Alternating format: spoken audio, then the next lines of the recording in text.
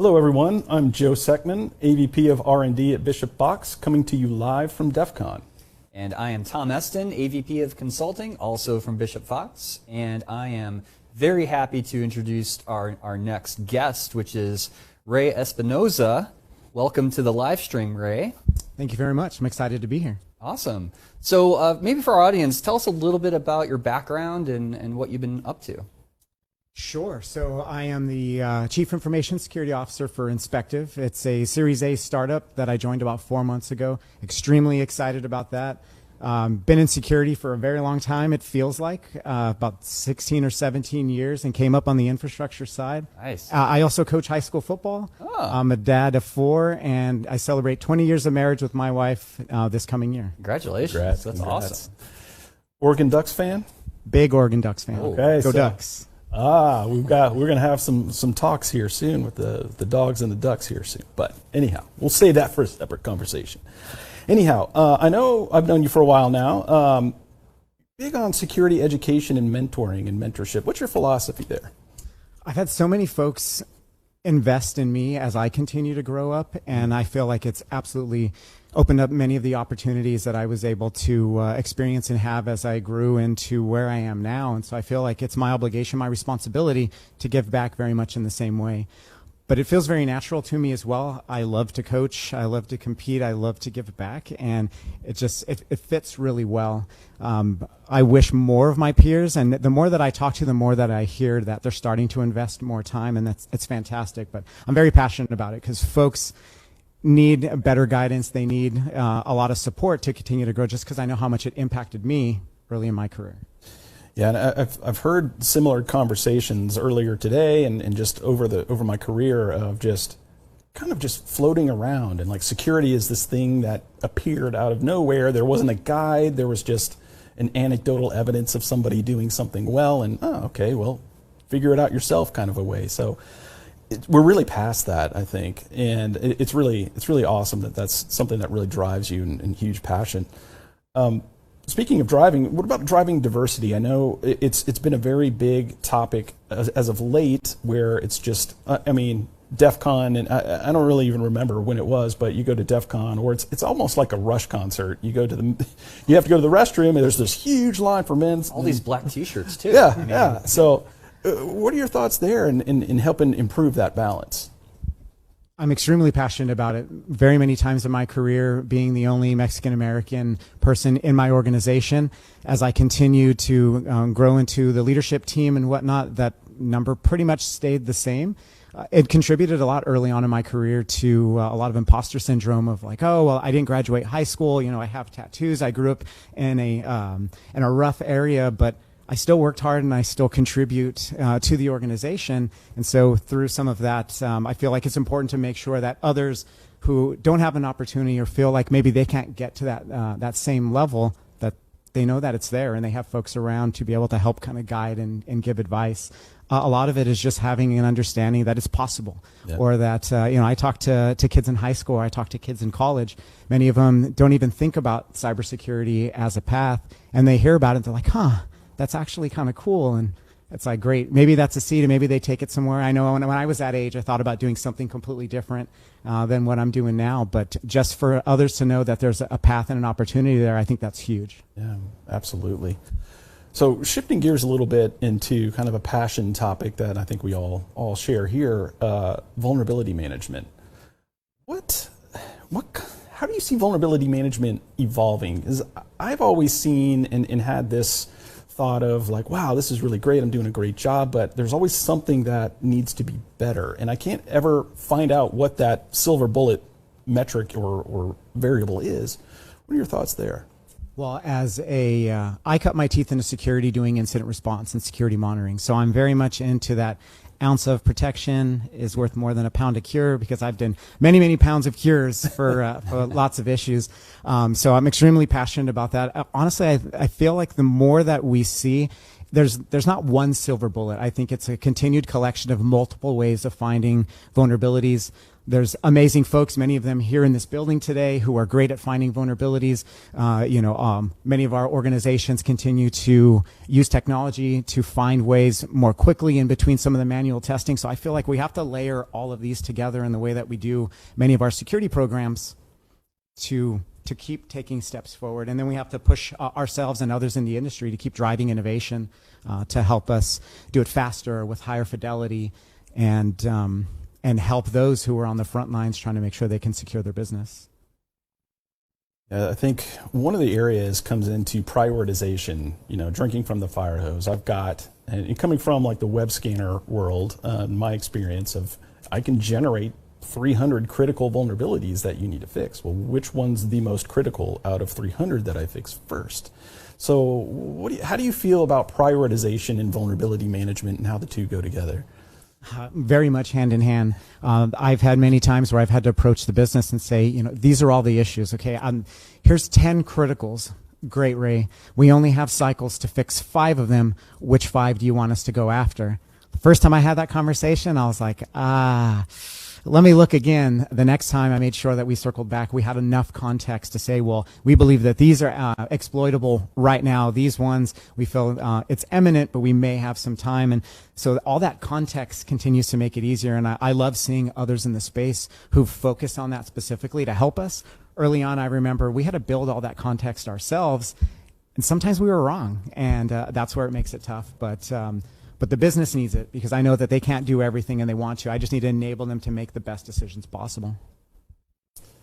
Yeah, what are your thoughts on kind of metrics around vulnerability management and dashboarding and all of that? Do you see like more companies now are looking for like that one single solution to give them the red, green, or yellow status of all the vulnerabilities in their organization? Like, what's kind of your thoughts on where that all may be going? I don't know if there's ever been in my career, or I can even think about like one view that says this is the is the thing. So regardless of how much I push vendors, or as we talk internally about some of the products that we're trying to build, I still think it comes down to of who am I trying to inform, and what are they trying to do with this information? Mm-hmm. Is it the board? The board may care, are we doing well? Are we managing risk well? How do we compare to others of similar size and whatnot? My exec team and we may care a little bit deeper of how do we continue to manage. And then my security operations team thinks about it completely differently. So yeah, I think it's a long-winded way of saying, I don't know if we can ever get to a single way. I still think it comes down to I need different views and different levels of information for each of the different stakeholders that are a part of it. The folks who own remediation, one of the ways that I've had to work with them is to add a level of accountability to say, well, here's the things that we have, here's what we've communicated, what we talked about, and what we've agreed on. Here's how you're meeting the commitments that we made. It doesn't mean that everything I brought to you, you're fixing everything, but when we had that conversation around resourcing and whatnot, and what we felt was best for the business without affecting velocity of product delivery, this is what we're able to handle. And so just keeping those business relationships going, but holding each other accountable, those are the things that I find that are much more impactful in being able to track than kind of those large dashboards. Because there's a little bit of security theater at times. Maybe you want something that looks really cool in the SOC and whatnot, but still it comes down to how do I make it easy for my stakeholders to understand, and how can I make it easy for myself and my team to pull that information together to have that conversation. So you have an extremely impressive background and track record of building security programs in your history. Coming into an environment where there's no real security muscle memory built in, what's kind of your mindset of how do you triage where you start? A lot of conversations, trying to best understand what is the company and the business, what's important to them, what are they trying to achieve, and how do I best layer on security. I really start with why. I ask a lot of questions, and then I say, well, here's how I'm thinking about what we need to do collectively together. Here's what it is, and here's why it's important. Can we get on the same page around why we believe that's important, and are we working towards the same outcome? Once I started leading with why, all of those conversations got easier. I got more folks to lean in and say, hey, well actually, this really bothers me, and I've seen my team, we've talked about it, we don't know where to go with this. what do you think we should do? And as I'm furiously writing down, creating my risk register, and it gets longer and longer. But part of it is, building trust and, treating all those respectfully. Like, all those decisions were made for the business at different points in time where they were continuing to manage. So I never judge anything that happened before, whether nothing really happened on the security front or specific decisions that were made. I have the opportunity to say, well, I get to look at this at a point in time and going forward. Well, what are the decisions that we now need to make to be able to best manage that? And then I continue to bring that back. Here's my plan. Here's what the next 2 years look like at a high level, but we're going to plan on a quarterly level so we can keep track of, as the threat landscape changes and we need to make small course corrections, we can do that naturally. But does this make sense? Do you feel like I'm off? And if so, share that with me. Help me figure that out, because I want to make sure I didn't hear something and I'm making assumptions off of what I thought I heard. Turns out to be completely wrong. Ask me why I asked that question, because I've made that mistake, early in my career and been able to learn from it. Well, going back to security education, where do you think you can make, or not you specifically, but where can we collectively as an industry make the most impact in furthering security education? I think it's taking a different approach to it. I remember early in my career hearing, different engineers, like, oh, the end users are dumb, or these non-engineers are dumb, and it always got under my skin. And so I've taken the approach of, like, well, people learn differently. I learn differently. Yeah. I have 4 kids. They all learn differently. I need to approach security education the same way. Some folks need it to be, constantly around and something that they can engage with, because it makes them a little bit nervous, a little scared. It's not something that that they feel really comfortable with. I've taken the opportunity to make sure that we hit some of the compliance requirements with CBT-based stuff just to start, and then it becomes brown bag conversations. It becomes threat briefings. It becomes, technical events to help reinforce some of those, and never treating anybody with that, hitting them with the stick of, like, bad choice. You should have done better. And it's like, no, what could I have done better as a security leader? What could my team have done better to enable you to make a good decision? And trying to use some of those analytics to drive, well, maybe we need better tooling. We need more ways to engage, using Slack, using just, I found just all those different ways to do that. I've got much better buy-in and have those folks to say, this feels weird, and I know that I can bring that concern to you, and I'm not going to be chastised for it. Or, I'd rather, I had a boss of mine say, I'd rather someone report a fire and it turns out to be, just somebody barbecuing in the background rather than, a house on fire. I want them to feel comfortable, calling and saying, hey, I think I smell smoke. Can you come and check this out? And we're going to treat them with respect. But the education piece, I think it needs to be all around with different methods, and then enable them to engage. Do you find it also has to do with the company culture as well? Like, some cultures are going to have, I think, just maybe they're more open to things and doing different types of activities, and like you mentioned a few of those things. Do you think that that's a big part of it, is the culture? I think all that does is contribute some headwinds. I've been at places where there was a lot of folks that already leaned in, and that was great. I've been at organizations where you didn't talk about security all that much, but I felt like, I'm up for the challenge. Let me continue to try to find the right way. Can we do more? Absolutely. If we need to make small changes that fit overall with the company culture, we can roll with that, but it's also my responsibility to kind of push some of that. We're, as leaders, we're also responsible for setting the tone for the culture that's there. And so, I like to try to push the bounds and then collect a ton of feedback. I would do security NPS scores to all of our employees to say, do you feel like we're educating you enough and in the right ways? And then also subjectively, we're going to give you a view into what we're prioritizing for security for the organization. Do you think we're at an appropriate level of security? Many folks in their role may not have that level of knowledge, but I want to know, how do they feel emotionally about that? And a lot of that is through tons of different ways that we engage with them, but it's all interesting. But that also helps to start to drive change in a company where security culture wasn't already set. But making it easy to engage and treating folks with respect, I sure as heck get a lot more folks to lean in with it. Yeah. So I don't know, I'm going to put you on the spot here a little bit. Great. A little bit. Football. Got offense and defense. Security, offense, defense. Have you found your background in security to help you as a coach? Absolutely. As a blue teamer deep in my heart, as much as I've continued to get into offensive security, It's okay. in the same way, in the same way that we watch film, the same way that we put our practice plans together, the way that we scrimmage, the better we understand our opponents, our adversaries, the more prepared we can be. When our adversary or our opponents do something really well, it's an opportunity for us to learn and say, what can we do different? What can we do better? You'll find that kind of a theme. Like I very much ask myself all the time, but it makes a lot of sense in just about everything that we do.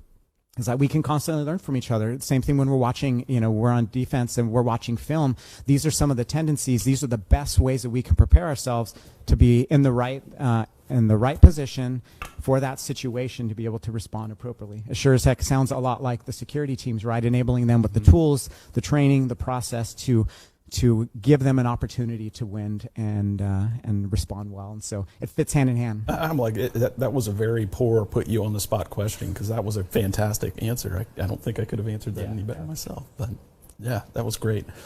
So tell me about being a chief information security officer. Like, blue teamer at heart, I understand where that kind of fits in, but from the offensive security mindset and me personally, where I am in life or where I would go, it's not. I feel like it takes a special person to be a chief information security officer. Can anybody be a chief information security officer, or are there certain qualities that predict that that's where you're going to be? I'll start off with the statement that anybody can be a chief information security officer. It depends on the organization and the type of persona or person that they're looking for to fill that role, and ultimately the responsibility and the impact that that role has at the organization. I've seen organizations where the CISO is a part of the executive team, and I've seen that where they are several layers down. So I think it's really different. I've also seen completely different paths to be able to get to that CISO title. What I find as a common theme every time I have conversations with some of the folks that are peers is they genuinely care about people. They've continued to learn about how they allow security to complement what the business is trying to accomplish, and they're continuous learners. But they've come from different paths. I've seen folks who are extremely successful that have come up as consultants, folks like myself who've come up on the technical side or the blue team side, offensive security folks. And as long as you care about people, you can build great teams, keep folks happy, and keep showing value to the business.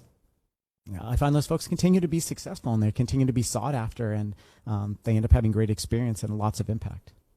Excellent. Well, that's reassuring that anybody can be a CISO if they've got the right mindset for it. I think Even I've you, just Joe. been, yeah, even me. I think I've just got the aspect of my consulting career and how I've interacted with CISOs in the past, where it's been very, there's a defensive aspect that comes into play, specifically when you're a pen tester delivering your results and your reports to the executive team of your client. There's some interesting conversations that happen there, and I'm like, wow, I'm glad I'm on this side of the fence and instead of the other side, which is the blue team, red team aspect where Tom and I are talking about. It's interesting. Yesterday, one of my team members presented at Black Hat, and in the room after she was done, there was a person who sat behind me, who I believe I met and engaged over LinkedIn. She said, this might be a silly question, but do you think I could be a CISO? And the first thing that I said is absolutely. And she's like, oh, well, I second guess myself, and I wonder how to get there. And I'm like, well, I'm happy to have that conversation of how I got there, and maybe there's a few nuggets that may help you on your way. But I said the first thing, I've seen folks will into existence just about anything. And I've also seen folks, and I've been there at times as well, where some of the negative self-talk, some of the doubt would keep me early in my career from being able to do things that I wanted to do. And then I told her, like, it's your inner voice. If your inner voice says, I can do this, I will develop the skills, I will seek out those opportunities to learn, it's absolutely possible. But if you tell yourself, nope, I'm just not good enough, I come from this area and there's not a lot like me, that's, you will find a way to hold yourself back. Yeah, I think it's a lot of that just imposter syndrome that a lot of us just have of like, I can't do this. It's impossible, right? And maybe talk a little bit about how you help your team and employees like overcome imposter syndrome, because that's a big deal, I think, especially in our industry. A lot of it is celebrating some of the wins that they have that that are really meaningful. I've had so many conversations with folks on my team, with folks that I've mentored outside the organization, where I ask them, "Tell me about yourself. What do you do? What are you proud of?" And they're like, well, I did this," and I was like, "Hold on, that is pretty amazing." And once you have an opportunity to hear some of that and think about that, I worked with an executive coach who worked with me specifically on imposter syndrome. That was one of the things that I wanted to focus on, and he did that a lot with me as well. Of like, can I make an observation? He would say, I think that's an incredible achievement. Why do you bring that down? And I'm like, yeah, I don't know. Maybe it's because I'm constantly challenging myself. And he's like, what if one of your sons was asking you, what you thought about them having that same achievement? And I'm like, well, I love the heck out of my kids, so I'm gonna be, that's amazing, that's incredible. I'm gonna throw them up in the sky and try to catch them, even with my oldest being 24 years old. That could hurt. And so he challenged me to think differently, and it was, am I a work in progress? Heck yeah, I'm constantly trying to get better, and I don't think I'm ever going to be fully satisfied. And said, yeah, I made it, because that's when I feel like ultimately things will start to go downhill for me. But it's a lot of helping folks understand that, continue to find some of those opportunities, celebrate those victories, look down the mountain at how far you've come, and be impressed with that journey, even though there's still a path ahead that you need to get before you get to the top, whatever the top is for that person. I'm guilty as charged on that aspect too. I'm always like, this is where I'm at, this is where I'm going, and spend very little time of looking at the journey and sitting back and cherishing those accomplishments. So yeah, I think let's hear a little bit more about Inspective. Absolutely. So Inspective is a vulnerability detection platform. We started off in the bug bounty space. We've learned tons of stuff from the bug bounty space, and I mentioned this a little bit earlier. There's absolutely and will always be a place for humans looking for security flaws that technology just has not had the ability to catch up to. We are working on some automated technology to supplement some of that testing. We also look for partnerships with folks who do pen testing like yourselves, because we believe that our customers need multiple ways to engage to find vulnerabilities on the assets that we have. And we have a SaaS platform for our customers to be able to consume those vulnerabilities. We're trying to, all the work that we do is to make sure that we're an extension of the team. We're doing the validation of vulnerabilities that come in before our customers even see those. And so that way they know when they see something on their platform, it's actionable, it's been recreated, it's been verified. They can take that with their team and then engage. And many times we try to give proof of concept videos and whatnot, because many times, I've been guilty in having conversations with engineering teams of like, well, I see all this text in a ticket. I don't know if I can really feel the impact, but if you can show them a video how stored cross-site scripting can then expose a customer cookie, holy cow, okay, now it's a little bit more meaningful. I can get behind trying to drive remediation. So I try to do a lot of that. Yeah, that's actually a funny story. It's one of the first learnings I had early in my consulting career. This is a critical cross-site scripting. You should fix it. I don't care. It says hello. It's reflected. I don't big deal. And then turn that into a combination of effects to make it sprinkle in some phishing and sprinkle in some targeted recon and sprinkle in some web development to make it look absolutely legitimate and convincing. And suddenly, you up the success rate and you up the remediation aspects of that specific issue. So definitely something that really resonates with me in that front as well. You got to show versus just tell. It's one of those weird concepts. Absolutely, and we have an amazing team. We're about 20 employees right now. Awesome. I firmly believe that with the right folks, you can pretty much solve any problem. And we have the right folks. We have the right team. It makes me excited to get up almost without my alarm clock going off. I'm excited to get out of bed, get some work done, and it's incredible. It's a good feeling. I talk about it here so much throughout this week, and I'm like, gosh, I feel like I'm selling car insurance. Like I'm a little bit too excited, and I need to bring it down a little bit. But I'm really excited with the team we have, and excited at the direction that we're headed. Awesome. So can you tell our audience where they can find out more about you and kind of stuff that you got going on? Sure. So the best place to engage with me is going to be on LinkedIn, Ray Espinoza. I'm also on Twitter @Ray Espinoza Sec. between one of those two, you're going to be able to get a hold of me, and I'd love to hear any questions or any feedback. Awesome. Well, thank you so much for coming on the live stream, and we'll have more of our live stream coming up, so stay tuned.